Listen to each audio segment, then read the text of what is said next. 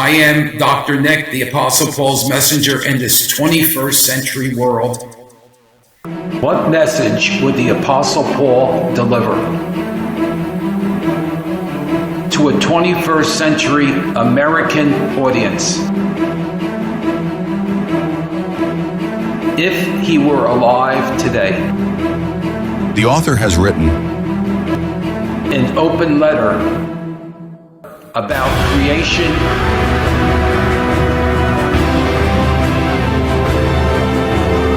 and life.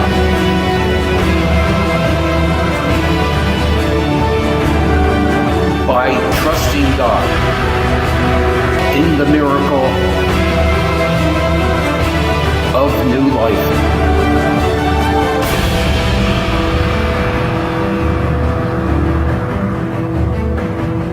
Greetings, Dr. Nick, Apostle Paul's messenger.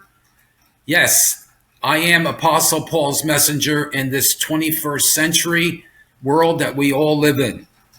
It's a world where there's a lot of things happening, and I'd like to keep in communication with you through my Gmail account and our website.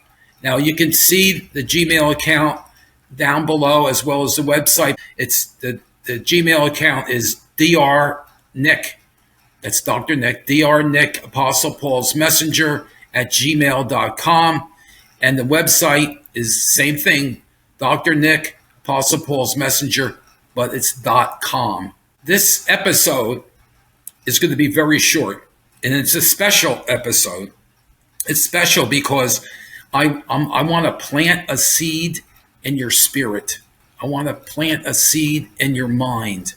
I want you to get a vision of God's love and God's beauty. What I'd like to do is start off by reading a quote from the letter of Paul to the Romans, chapter 1, verse 20. I'm going to read it, and then I'm going to comment on it briefly.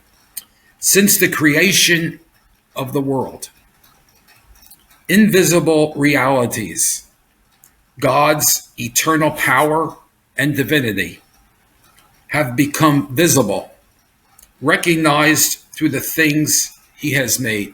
What Paul is saying, and I think sometimes we read these things and we say, oh, that's so much above my thinking. But it's not really, it's really very practical. And I want to plant that practical seed with you right now.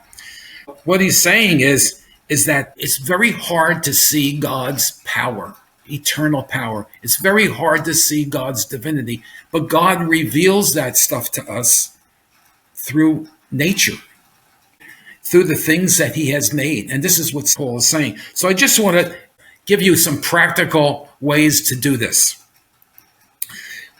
Take a look at every day the sun rises and the sun sets with precision.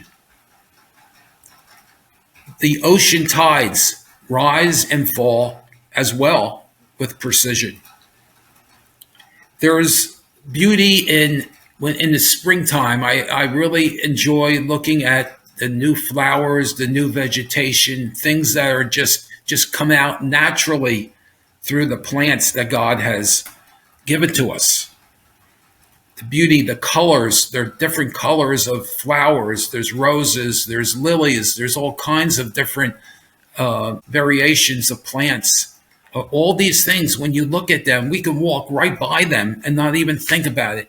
But that is part of God's creation. And what about the mountain ranges? You might live in the mountain range. The valleys, the beauty of seeing the difference between the valley and the mountains and all the activity that go around it, the rivers, the streams, the vegetation that exists in that area. And as a parent, there's really a special way of looking at God, and that is when your child comes up to you and looks you square in the face and says, "Dad," or "Mom, I love you." That'll blow you away. The message here as well is that everything that God has created, everything that I just mentioned, the sun, the ocean tides, the mountains, the flowers, the child that was conceived and miraculously delivered are gifts from God. And you and I are no mistake. God has willed us. God, in Jeremiah chapter 1:5, God says, before you were formed in your mother's womb, I knew you. So God knew us well in advance of our conception. You and I have a unique DNA. You and I no one has the same DNA in all of creation. Everyone is different, and everyone's plan that God has as a plan for each individual, and it's very different. And what I'd like you to do is take a look at God's creation, but also take a look at yourself and say, He created me as a unique person as well. So as I end, because I said it's going to be short, just want to remind you about the Gmail account. That's Dr. Nick, Apostle Paul's Messenger at gmail.com. Write to me. I will respond back to you. And it would be a good thing if I got so many emails that I can't do it real quick. That would be even better. And the website, Dr. Nick, Apostle Paul's Messenger, but it's .com. One departing message, and that is, I'm a senior citizen. A lot of senior citizens are out and about bringing good news to the world, talking about human life, respecting each person, respecting God's creation. But we're not going to be around forever. We need young people to take up that banner.